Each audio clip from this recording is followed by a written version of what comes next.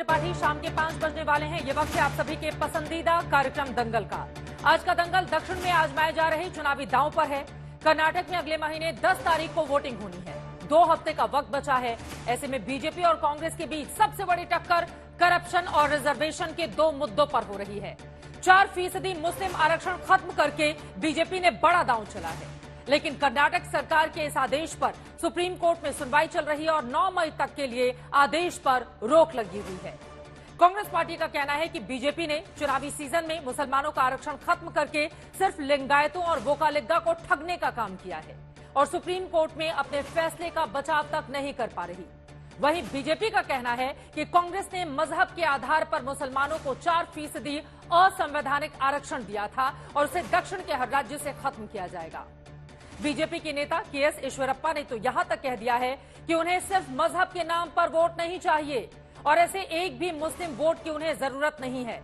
उधर कांग्रेस नेता सिद्धारमैया ने लिंगायत सीएम बोम्मई को करप्ट बताकर लिंगायत समुदाय को नाराज कर दिया है। इन सारी सियासी हलचलों के बीच सबसे बड़ा सवाल यही है कि क्या कर्नाटक चुनाव में मुस्लिम आरक्षण खत्म करके बीजेपी दक्षिण के दूसरे राज्यों में भी अपने पांव जमा पाएगी? क्या मुस्लिम आरक्षण खत्म कर लिंगायत वोकालिगा में बांटने से भारतीय जनता पार्टी को फायदा होगा? क्या जगदीश शेट्टार जैसे नेताओं के आने से कांग्रेस को लिंगायत वोट का फायदा होगा? ऐसे तमाम सवालों पर आज के दंगल में बड़ी चर्चा करने वाले हैं, लेकिन उसके पहले ये रिपोर्ट देखिए।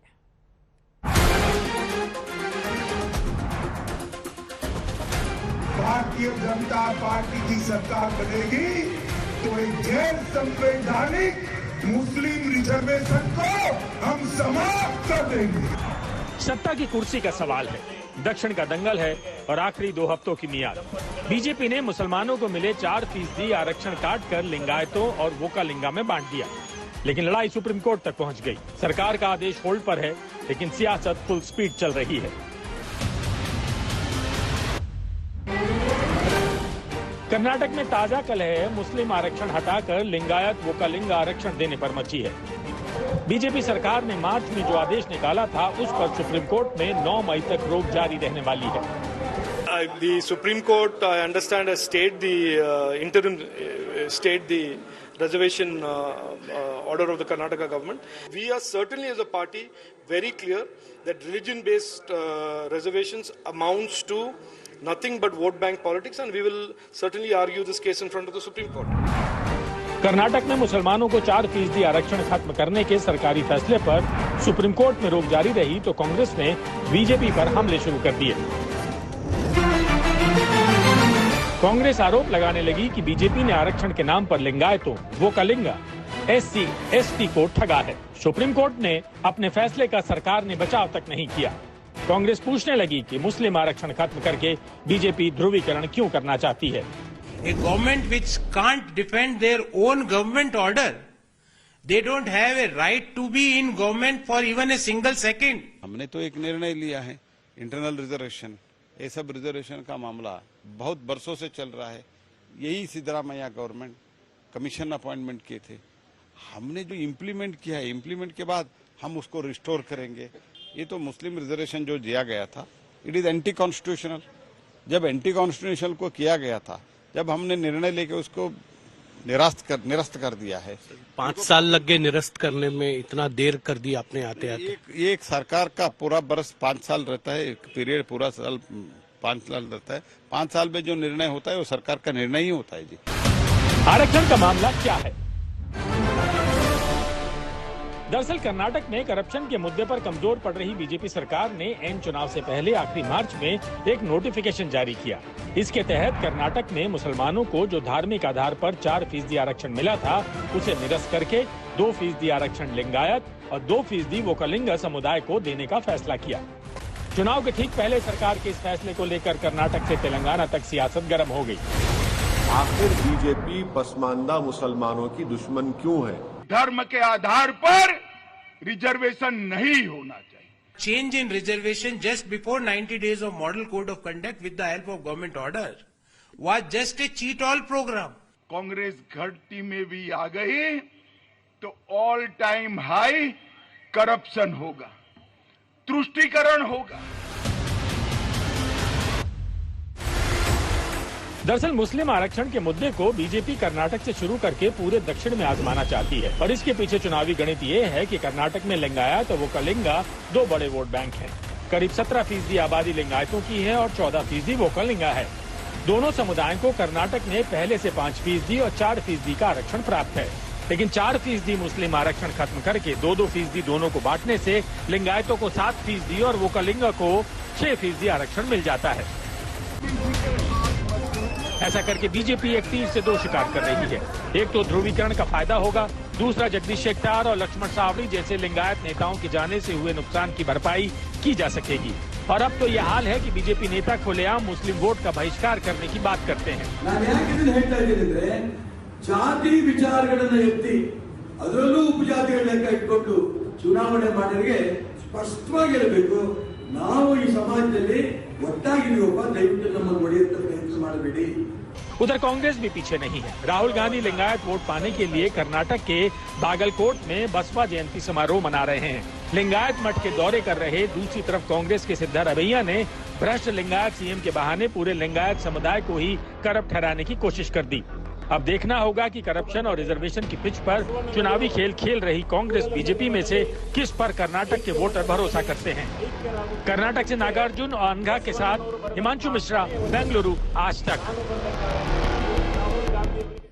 कर्नाटक में बीजेपी सरकार ने चुनाव से पहले जो फैसला किया है उसे लेकर सियासी सवाल जरूर उठाए जा रहे हैं कि आखिर जब 10 मई को वोटिंग होनी है तो 30 मार्च को मुस्लिम आरक्षण खत्म करने का फैसला करके बीजेपी क्या संदेश देना चाहती है।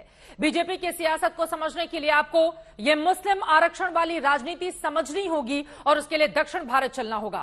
पूरे हिंदुस्तान में दक्षिण भारत के 5 ऐसे राज्य हैं जिसको हम दिखाएंगे आपको, जहां मुसलमानों को धर्म के आधार पर आरक्षण दिया गया है। ये देखिए वो कौन कौन से राज्य है आपको दिखा रहे हैं। कर्नाटक में 4% मुस्लिम आरक्षण दिया गया था। कर्नाटक में ओबीसी कोटे के भीतर से ही आरक्षण दिया गया धर्म के आधार पर। जिन राज्यों में हर मुस्लिम को वोट मिलता है उन 5 राज्यों में केरला, जहां पर 12% मुस्लिम आरक्षण है। कर्नाटक में 4% तो केरल में है 12%। तमिलनाडु में 3.5% मुसलमानों को आरक्षण मिला हुआ है। आंध्र प्रदेश में 4% मुस्लिमों को रिजर्वेशन मिला हुआ है। और एक है तेलंगाना, जहां पर तेलंगाना में 4% मुस्लिमों को आरक्षण मिला हुआ है और मुख्यमंत्री केसीआर का यह कहना है कि तेलंगाना में इसको बढ़ाकर हम 12% करना चाहते हैं। लेकिन बीजेपी का कहना है हम आएंगे तो ये 4% रिजर्वेशन भी तेलंगाना से खत्म कर देंगे। ये 5 वो राज्य हैं जिस पर बीजेपी की निगाह क्यों टिकी हुई है, अब जरा उसके बारे में आपको बता देते हैं। मुस्लिम आरक्षण खत्म करना चाहती है अगर बीजेपी तो उसका एजेंडा मंसूबा क्या है। अगर बीजेपी का कार्ड कर्नाटक में कामयाब हो जाता है, जो वो चल चुकी है, तो 2024 के लिहाज से समझिए कि इन 5 राज्यों में कितनी सीटों की लड़ाई में बीजेपी अपना किला मजबूत करेगी। 129 सीटों पर भारतीय जनता पार्टी का दांव है। आप देखिए, एक तरफ कर्नाटक जहां पर विधानसभा के चुनाव हो रहे हैं, वहां पर 28 लोकसभा की सीटें आती हैं। 2019 में बीजेपी ने 27 सीटें जीती थी। केरला जहां पर उसका बहुत वर्चस्व नहीं है, लेकिन प्रधानमंत्री आज भी केरल में है, वहां पर लोगों से लगातार मुलाकात कर रहे हैं और वहां के अल्पसंख्यकों, खासतौर से क्रिश्चियन कम्युनिटी का दिल जीतने की कोशिश में बीजेपी लगी हुई है। दूसरी तरफ अगर दूसरे और राज्यों की बात करें, तेलंगाना में 17 लोकसभा की सीटें आती हैं, 4 बीजेपी के पास थी। तेलंगाना में भी पूरा जोर बीजेपी लगाए हुए। आंध्र प्रदेश में 25 लोकसभा की सीटें, यहां पर जगन रेड्डी का काफी ज्यादा प्रभाव है, लेकिन बीजेपी यहां को लेकर भी अपनी अपनी प्लानिंग तैयार कर रही है। और तमिलनाडु में 39 सबसे ज्यादा सीटें आती हैं। एमके स्टालिन के प्रभाव वाला इलाका डीएमके या एडीएमके में मुख्य लड़ाई, लेकिन बीजेपी यहां भी अपने लिए एक बड़ी जीत के तौर पर देख रही है और मान रही है कि अगर यहां पर इन 129 सीटों पर अगर बीजेपी को ज्यादा से ज्यादा सीटें हासिल होती हैं तो फिर उसके लिए 2024 का चुनाव आसान हो जाएगा। अब इसी पर चर्चा करने के लिए दंगल में खास मेहमान हमारे साथ जुड़ चुके हैं। उनका तारुफ आपसे करवाते हुए कि दक्षिण का द्वार क्या खुलेगा भारतीय जनता पार्टी के इस दांव से जो लगातार बीजेपी की ओर से चली जा रही है। गौरव भाटिया जी, राष्ट्रीय प्रवक्ता भारतीय जनता पार्टी के, इस वक्त हमारे साथ हैं। निजाम फौजदार जी, आप लीडर हैं कर्नाटका कांग्रेस के, हमारे साथ मौजूद हैं। वारिस पठान जी, स्पोक्स पर्सन AIMIM के, हमारे साथ हैं। खलील उल रहमान साहब, आप सीनियर लीडर हैं BRS के, हमारे साथ जुड़ चुके हैं। संदीप शास्त्री जी, पॉलिटिकल एनालिस्ट हैं, हमारे साथ जुड़े हुए हैं। इन सभी से चर्चा की शुरुआत करेंगे, लेकिन उसके पहले कर्नाटक को लेकर बीजेपी की क्या है तैयारी, मुस्लिम आरक्षण खत्म करके क्या संदेश दिए जाने की है कोशिश और आगे का क्या है एजेंडा, तमाम सवालों पर गृहमंत्री अमित शाह से बातचीत की है हमारे संवाददाता ने। सुनिए। स्टे नहीं लगाया है, सुप्रीम कोर्ट इस पर विचार कर रही है, तब का अमल करने के लिए ना बोला है। परंतु धर्म के आधार पर आरक्षण गैर संवैधानिक है, संविधान सम्मत नहीं है। निश्चित रूप से हमारा विजय होगा। कांग्रेस पिछले दरवाजे से मुस्लिम आरक्षण को लाने के लिए कोर्ट में गई है, मगर मुझे पूरा भरोसा है हम जीतेंगे। और यहाँ पर आरक्षण पर जिनका अधिकार है, ओबीसी, पिछड़े, दलित, वोकलिगा और लिंगायतों को आरक्षण मिलेगा। देखिए, आने के सवाल ही नहीं है, कहां से देंगे। भारतीय जनता पार्टी होने नहीं देंगी। हमारा कमिटमेंट है इस देश में गैर संवैधानिक रूप से कहीं पर भी धर्म के आधार पर आरक्षण नहीं मिलेगा। गृह मंत्री अमित शाह की ओर से लगातार शंखनाद किया जा रहा है, धर्म के आधार पर आरक्षण नहीं। लेकिन सवाल पलटकर गौरव भाटिया जी, बीजेपी से यह भी पूछा जाएगा कि जब चुनाव सिर पर है तब अचानक से बीजेपी को आरक्षण हटाने की याद क्यों आन पड़ी? गौरव भाटिया जी।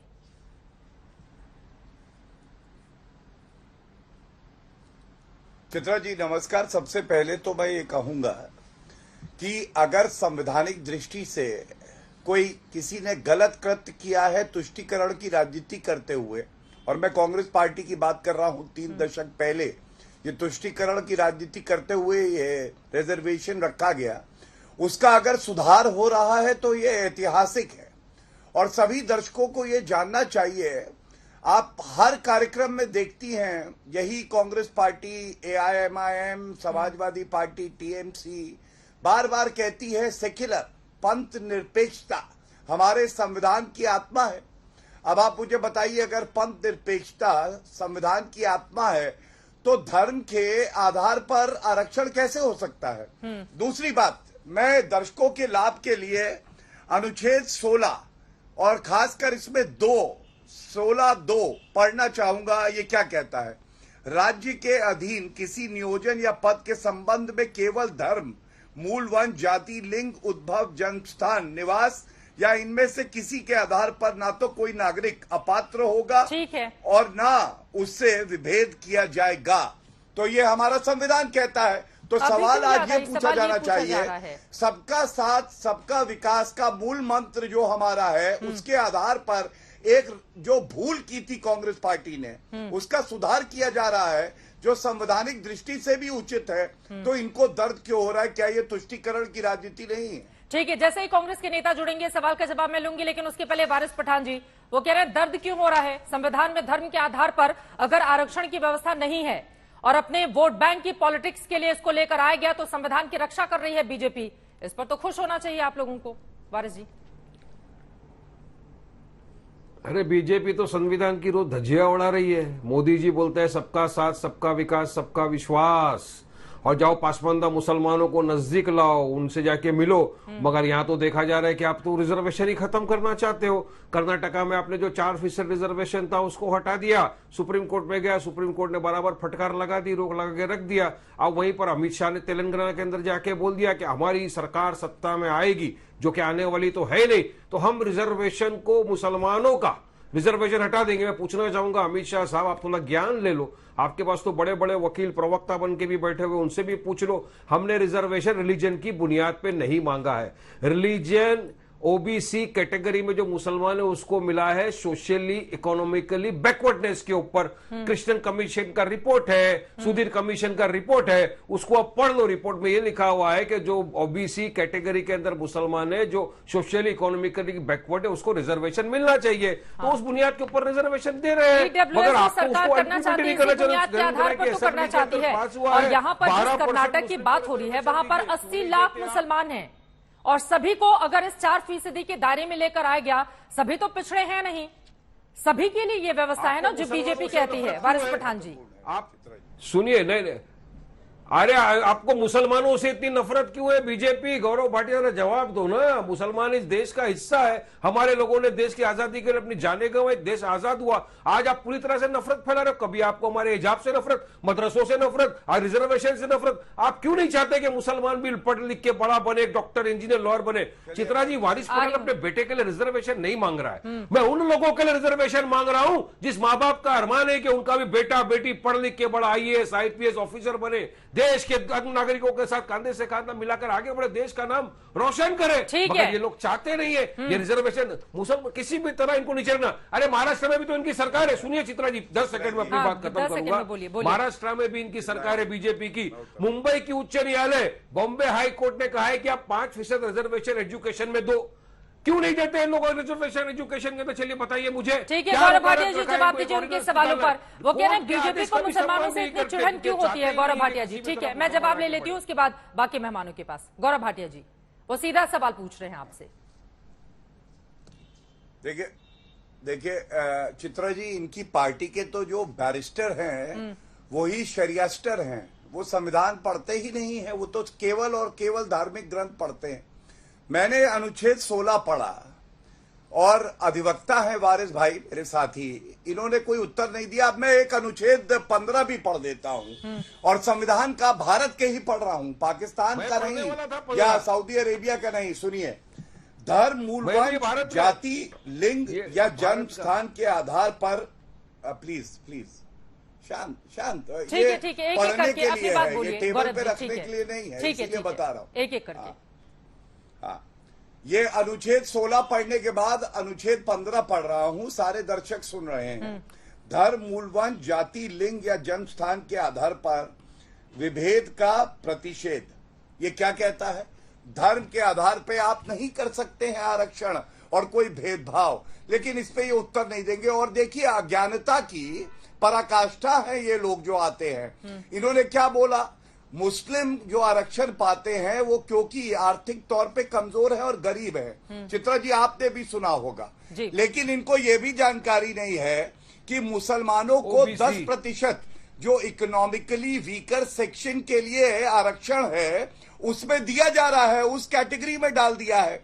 तो ये फिर क्यों दर्द हो रहा है? आपने खुद ही कहा वो आर्थिक तौर पे कमजोर है। और एक मेरा सवाल है, वारिस जी के पास जाइएगा, आज इस चैनल पे इनसे ये सवाल मैं पूछ रहा हूँ, चिल्लाइए मत।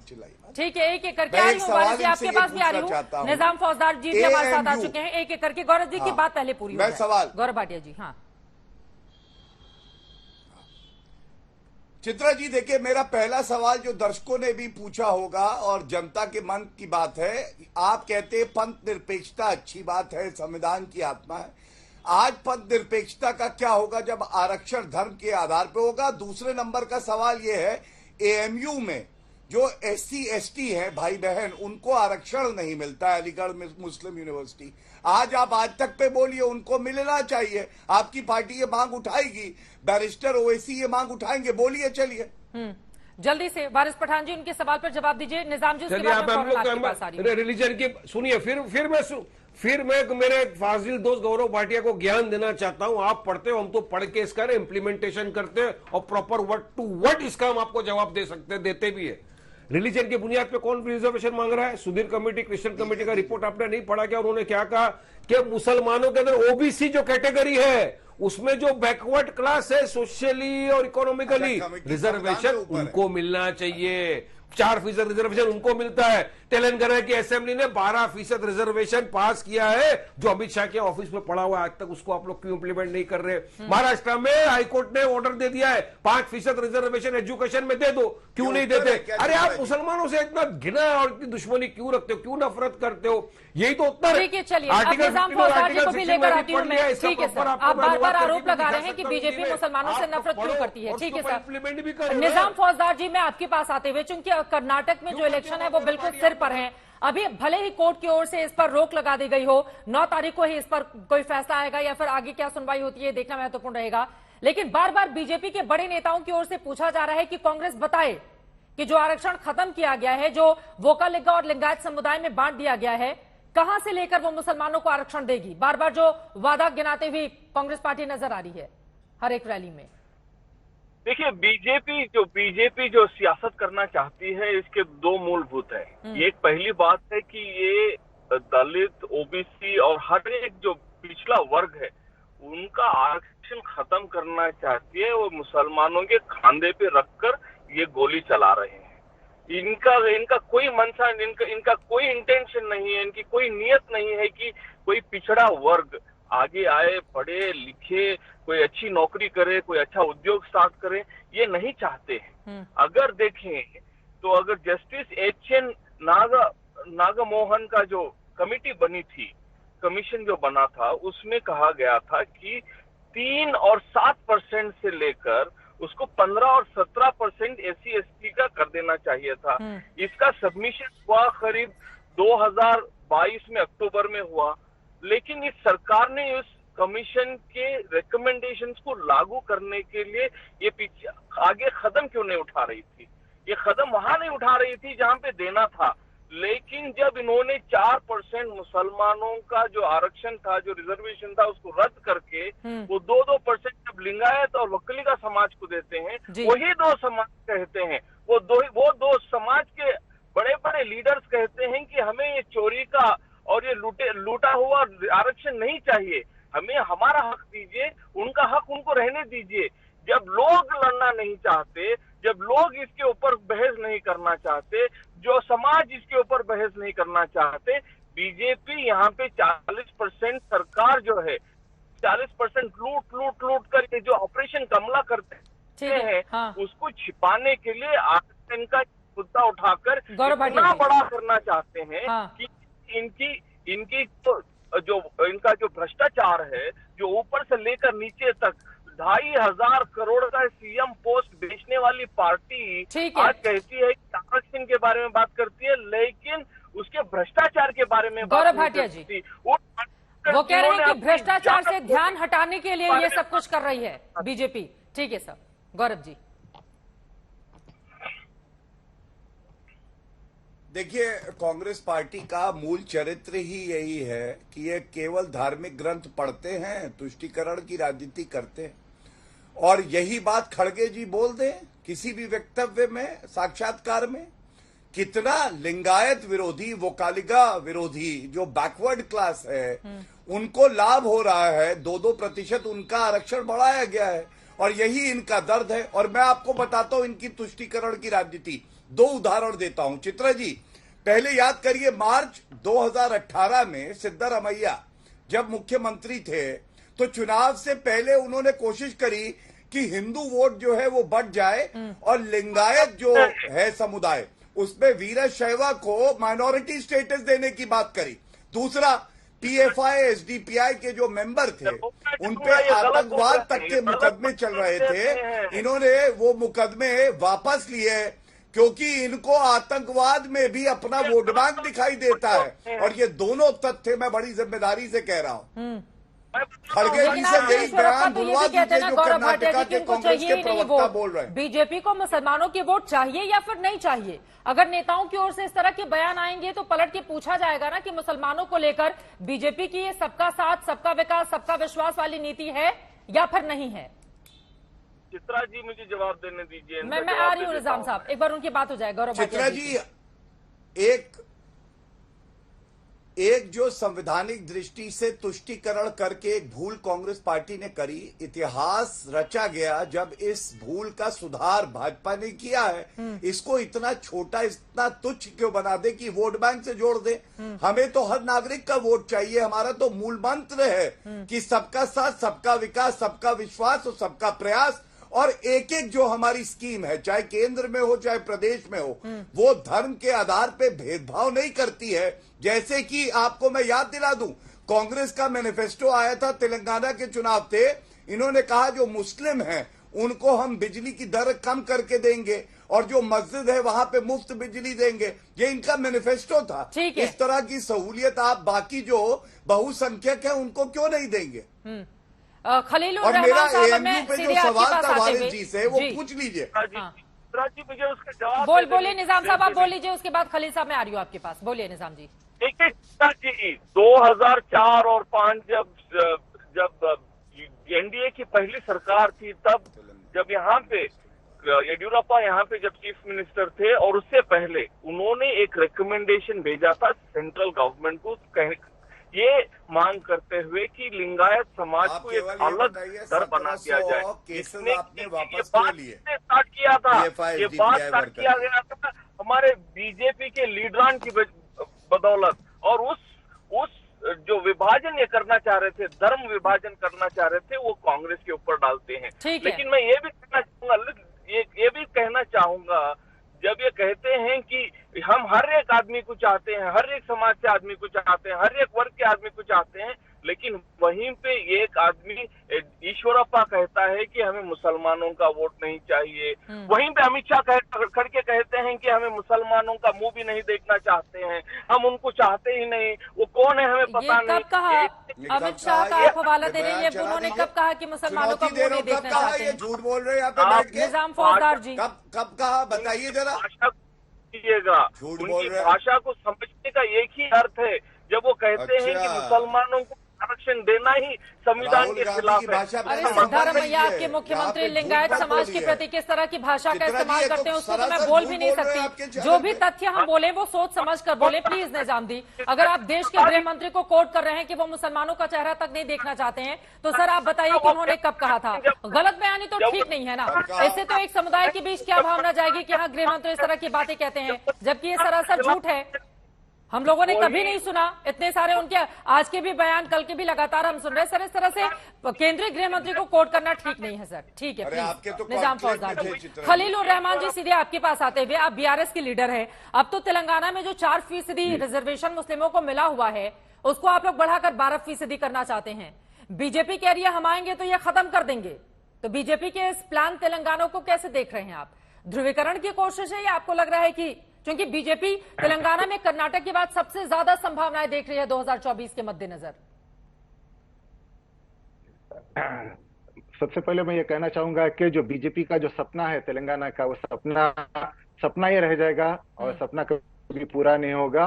और यहाँ पे अमित शाह जी आए थे और अमित शाह जी ने कहा कि जो 4% जो रिजर्वेशन है यहाँ पे मुसलमानों के लिए, उन्होंने कहा, मैं ये कहना चाहूंगा आपको कि जो रिजर्वेशन यहाँ पे जो दिया गया है वो धर्म के आधार पे नहीं दिया गया है, बल्कि जो रिजर्वेशन जो दिया गया है ये the backward classes of the Muslims जो है उनको दिया गया है। इसका क्लासिफिकेशन है उसमें। तो उसमें जैसा कि अभी मेरे दोस्त वारिस पठान साहब ने कहा कि अगर मेरा बेटा रिजर्वेशन लेना चाहता है तो उसको कभी रिजर्वेशन नहीं मिलेगा। ये इसमें क्लासेस है, क्योंकि मकसद ये है कि जो इकोनॉमिकली और सोशली और एजुकेशनली जो बैकवर्ड जो मुस्लिम्स है ओबीसी में, उनके लिए रिजर्वेशन है और जिसका कंप्लीट क्लासिफिकेशन है। और सबसे पहले ये जो मसला है, ये मसला अभी सुप्रीम कोर्ट में है। तो इसके ऊपर मैं समझता हूं कि हमारे गृह मंत्री का कोई भी बयान, मैं समझता हूं कि कंटेम्प्ट ऑफ कोर्ट की नजर से देखा जाएगा, क्योंकि जबकि यह मसला जो है अभी सुप्रीम कोर्ट में जेर दौरा है। और एक चीज मैं कहना चाहूंगा कि जी सुधीर कमीशन ने कंप्लीट एम्पेरिकल डेटा कलेक्ट किया, उसके बाद उन्होंने कहा कि तेलंगाना में 12.7% मुस्लिम है, तो इनका जो आरक्षण होना चाहिए परसेंटेज उसको बढ़ाना चाहिए। और हमारी सरकार ने यहाँ पे एक बिल पास किया, बिल पास करके हमने केंद्रीय गृह मंत्री के मंत्रालय में भेजा, वो अभी तक वहां पे पेंडिंग है। और एक बीजेपी का जो वो है कि वोट बैंक पॉलिटिक्स खेल रही है, वो चाहते हैं कि मुसलमान और हिंदू को हमेशा लड़ा के रखे। बल्कि अगर ग्राउंड पे आके देखेंगे तो यहाँ पे किसी किस्म का, क्योंकि तेलंगाना एक ऐसा राज्य है जहाँ पे हिंदू मुसलमान भाई भाई के तरह रहते हैं। और यहाँ पे जो बीजेपी का जो प्लॉट है कि जिस तरीके से वो सारे, जैसा यूपी में बीजेपी हिंदू मुसलमान को अलग करके मंदिर मस्जिद की राजनीति करके वो जीत के पावर में आए हैं, तेलंगाना में भी वही वो खेलना चाह रहे हैं। अभी आपने देखा कि कर्नाटक में उन्होंने किया और वहां पे कोर्ट ने किस तरीके से झाड़ा है वहां पे, समझिए उस। तो ये मैं समझता हूं कि जो पोलराइजेशन की जो पॉलिटिक्स है, बीजेपी को चाहिए कि 9 साल में बीजेपी ने संदीप शास्त्री जी, मैं आपके पास आऊं। आप कह रहे हैं कि कोर्ट ने झाड़ा है, क्या कहा है बीजेपी को? जरा आप क्लियर कर दीजिए, क्योंकि 9 तारीख का सभी को इंतजार है इस पूरे मामले में। क्या कहा है जरा आप बता दीजिए। मैं वहां उपस्थित था। चित्रा जी, खलीकुर रहमान साहब मेरे पास आने के लिए। संदीप जी, मैं फौरन आ रही हूँ, एक बार उनसे क्लैरिफिकेशन ले लूं। वो कह रहे हैं बीजेपी की संघियों को बहुत झाड़ा है कर्नाटक वाले मुद्दे पर, आरक्षण के मुद्दे पर। क्या झाड़ा है? नहीं, हाईकोर्ट ने वहां पे, सुप्रीम कोर्ट ने कहा है कि जो भी निर्णय बीजेपी ने लिया था वहां पे बहुत जल्दबाजी में लिया था, हेस्ट में लिया था, और उसके ऊपर उन्होंने 9 तारीख तक स्टे लगाया और कहा है कि जो पुराना जो ऑर्डर है वो कंटिन्यू होगा, और इसके ऊपर उन्होंने स्टे। तो इसमें यह है कि जो सुप्रीम कोर्ट ने कहा है कि ये जो बीजेपी का जो निर्णय, बीजेपी के निर्णय के खिलाफ ये सुप्रीम कोर्ट का जो 9 तारीख का इंतजार करना होगा ना सर खलीकुर रहमान साहब। अभी तक तो 9 का इंतजार कीजिए, हालांकि 10 तारीख को वहां पर इलेक्शन होने हैं। गौरव जी, मैं आपके पास आऊंगी, संदीप शास्त्री जी के पास जल्दी से रुक करते हुए। संदीप शास्त्री जी, आप एक पॉलिटिकल एनालिस्ट हैं, दक्षिण भारत की पॉलिटिक्स पर आपकी पैनी नजर रहती है। मेरा ये सवाल है, ये जो प्रयोग कर रही है कर्नाटक में भारतीय जनता पार्टी, ये संयोग है, प्रयोग है, ध्रुवीकरण की कोशिश है, इसके जरिए वो क्या हासिल करना चाहती है, क्या रीड कर पा रहे हैं उसके इस फैसले पर आप? संदीप जी। चित्रा जी, यहां आने के लिए धन्यवाद। कर्नाटका में जिस तरह से इलेक्शन के समय में अभी कंपटीशन हो रहा है बीजेपी और कांग्रेस के बीच, हर विषय, हर मुद्दा, हर फैसला, हर स्टेटमेंट एक विवाद का विषय बन गया है। और इसमें अभी ये 4% मुसलमानों का जो रिजर्वेशन जो था वो एक विवाद का मुद्दा बन गया है। गौरव पाटिया जी और दूसरों ने 2-3 बहुत ही सही बातें कही। पहली बात, संविधान में धर्म या जाति के आधार पर समानता होना चाहिए, साफ कहा गया है, लेकिन उसी संविधान ने रीजनेबल रिस्ट्रिक्शंस कह के, एक्सेप्शंस कह के, रिजर्वेशंस के एक अनुमति दी है। चित्रा, दूसरी बात ध्यान में रखिए, बैकवर्ड कास्ट रिजर्वेशन जो है, that is permitted by the constitution. जब राज्य में आप बैकवर्ड कास्ट रिजर्वेशन लिस्ट तैयार करें, सो स्टेट में अलग है, सेंटर में अलग है। कर्नाटका में क्या हुआ है, आंध्रा में क्या हुआ है, राज्य के बैकवर्ड कास्ट क्लासिफिकेशन लिस्ट में मुसलमानों के कई कैटेगरीज, सब कैटेगरीज नहीं, कई कैटेगरीज को बैकवर्ड क्लासेस में शामिल किया गया है। बिकॉज बैकवर्ड कास्ट कौन है, ये फैसला राज्यों को छोड़ा गया है और राज्यों ने कमीशंस गठित करके ये बैकवर्ड कास्ट कौन है। और कर्नाटका में और आंध्रा में मुसलमानों में काफी ग्रुप्स को, सभी मुसलमानों को नहीं, काफी ग्रुप्स को ये रिजर्वेशन का बेनिफिट एक दिया था। कौन से आधार पे कि ये बैकवर्ड कास्ट्स हैं, उसको अभी यहां से हटाया गया है। और ये 4% जो था बैकवर्ड कास्ट रिजर्वेशन में, 2% लिंगायत और वोकलिगा को दिया गया। ये सरकार की एक प्लान थी। अभी सुप्रीम कोर्ट ने क्या कहा, सुप्रीम कोर्ट के सामने राज्य सरकार और केंद्र सरकार के वकील ने कहा कि हम इस रिजर्वेशन के इंप्लीमेंटेशन को अभी स्थगित कर रहे हैं, क्योंकि इसका स्टे हम कर रहे हैं क्योंकि सुप्रीम कोर्ट ने उसके बारे में कई सवाल उठाए। तो इसलिए जो वकील ने सरकार के तरफ से बात किया, उन्होंने कहा कि इस रिजर्वेशन 4% को हटाना और 2% को देना, उसे हम रोक रहे हैं। और चुनाव के एक माहौल में दोनों साइड इस विषय का अपना उपयोग के लिए यूज कर रहे हैं। ये सारी बातें आपकी सही है। संदीप शास्त्री जी, हमारे दर्शकों की जानकारी के लिए बताएं, ये जो इन 5 ही राज्यों में जैसा कि धर्म के आधार पर आरक्षण की बात कह रही है बीजेपी, दूसरे पक्ष का ये कहना है कि नहीं, उसमें जो पिछड़े हैं उनको आरक्षण दिया गया है। अगर इसको हम देखें तो क्या भारतीय जनता पार्टी की जो कोशिश है उसमें उसको कामयाबी मिल पाएगी? बार बार वो संविधान का हवाला दे रही है कि संविधान में ऐसा नहीं लिखा गया है और ईबीएस कोटे के तहत उन मुसलमानों को लेकर आया जाएगा। तो यहां पर किसकी बातें ज्यादा आपको सटीक नजर आ रही हैं? संदीप जी, जल्दी से इसका जवाब, उसके बाद बाकी मेहमानों के पास जाऊंगी। चित्रा जी, मैं एक संविधान के विद्यार्थी दृष्टिकोण से अगर मैं देखूंगा जी, ये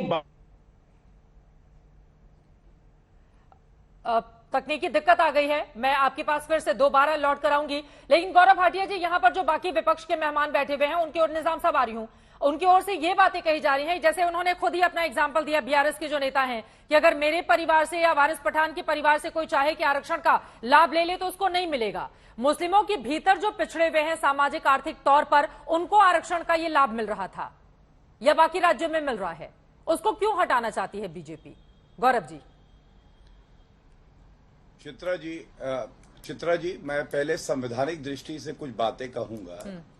आप जब संविधान निर्माताओं ने चर्चा करी बड़े विस्तार से और आरक्षण की बात हुई, तो वहां पे बिल्कुल स्पष्ट हो गया कि धर्म के आधार पर आरक्षण नहीं दिया जाएगा।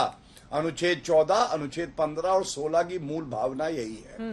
दूसरी बात, आज बार बार कहा जा रहा है कोर्ट ने स्टे लगा दिया। मैं आपको बता रहा हूं, सर्वोच्च न्यायालय का ही सिपाही हूं, वरिष्ठ अधिवक्ता हूं। कोर्ट ने आज सोलिसिटर जनरल से पूछा, सोलिसिटर जनरल ने यह कहा कि ये जो नया कानून है ये हम लागू नहीं करेंगे अगली तिथि तक।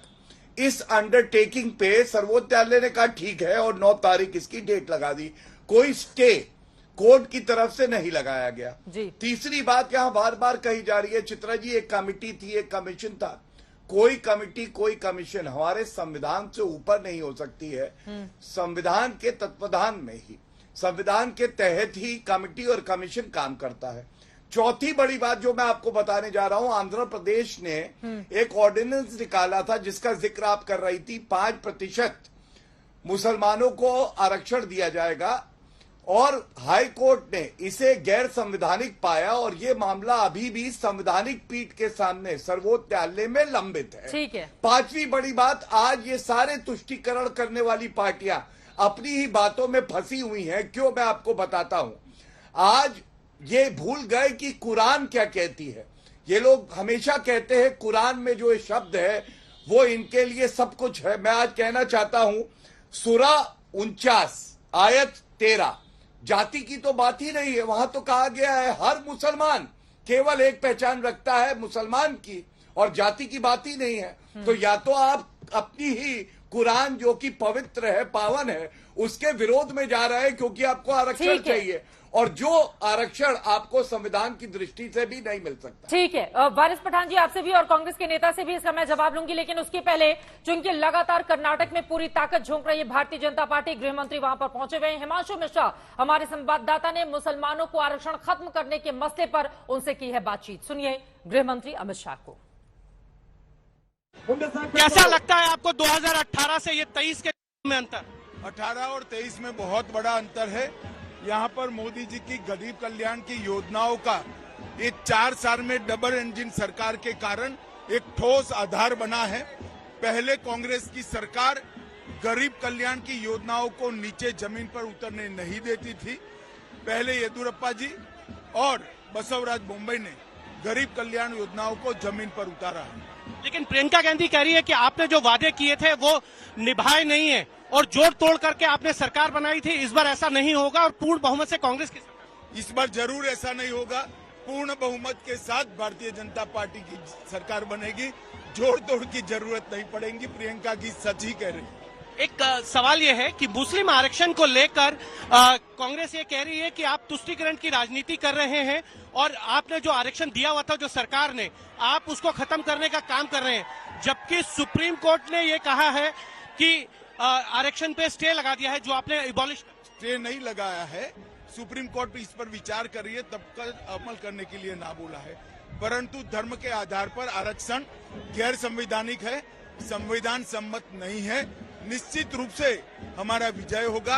कांग्रेस पिछले दरवाजे से मुस्लिम आरक्षण को लाने के लिए कोर्ट में गई है, मगर मुझे पूरा भरोसा है हम जीतेंगे।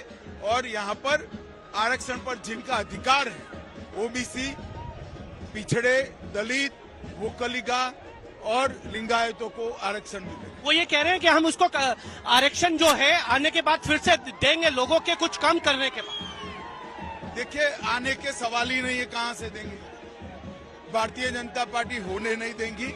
हमारा कमिटमेंट है इस देश में गैर संवैधानिक रूप से कहीं पर भी धर्म के आधार पर आरक्षण नहीं। लिंगायतों को लेकर सर ये कहा जा रहा है कि आप राजनीति कर रहे हैं, लिंगायत राजनीति को लेकर आप राजनीति कर रहे हैं और बेवजह के आरोप जो है कांग्रेस के नेता पे लगा रहे हैं। नहीं, हमने कोई आरोप नहीं लगाया, वो आरोप लगा रहे हैं। लिंगायतों का हमेशा कांग्रेस ने अपमान किया है, चाहे निखिल जप्पा हो या वीरेंद्र पाटिल हो, सबको अपमानित कर निकाला। सर, इस बार कितनी सीटें आपको लगता है? हम पूर्ण बहुमत से बहुत ज्यादा सीटें प्राप्त। कर्नाटक के यादगीर से गृह मंत्री अमित शाह को आप सुन रहे थे। जल्दी से वारिस पठान जी एक टिप्पणी आपने सुना उनको? जी मैं सुना, उनको भी मैं सुना, गौरव भाटिया को भी। अभी बीजेपी के प्रवक्ता गौरव भाटिया ने एक सेंटेंस में 5 बार तो संविधान का नाम लिया। मैं तो बोलना चाहूंगा, कौन से संविधान की बात कर रहे हैं? बाबा साहब अम्बेडकर के संविधान को तो लोग मानते नहीं है, उनको धज्जियां उड़ाई जाती है। तो और ये सावरकर के संविधान को मानने वाले लोग, आइडियोलॉजी तो इनकी है वही वाली। अभी बताता हूँ मैं चित्रा, ये सब क्यों हो रहा है? क्योंकि बीजेपी को समझ में आ गया कि टाइम फिश हो गया, जमीन खिसक गई है, पूरा कर्नाटक का हाथ से चला गया है। अब क्या करे? तो तुष्टीकरण, पोलराइजेशन, अपनी पुरानी हरकतों पे आ गए। और टारगेट कौन? मुसलमान। कर्नाटक चुनाव में मुस्लिम आरक्षण खत्म करके बीजेपी दक्षिण में क्या पांव जमा पाएगी? ये सवाल आज दंगल में हमने पूछा था। आपकी जो जवाब मिले हैं, 61% लोगों ने हाँ में जवाब दिया है, 39% लोगों का जवाब नहीं में है। अब कर्नाटक के दौरान ये जो प्रयोग किया है भारतीय जनता पार्टी में, ये कितनी सफल हो पाती है, इस पर लगातार हमारी नजर रहेगी। और 9 तारीख को क्या होता है, कोर्ट की ओर से इस पूरे मामले में क्या फैसला दिया जाता है, किस तरह से सुनवाई बढ़ेगी आगे, इस पर भी रहेगी आज तक की नजर। इसी के साथ दंगल में अभी के लिए बस इतना ही। देश और दुनिया की तमाम खबरों के लिए आप देखते रहिए आज तक।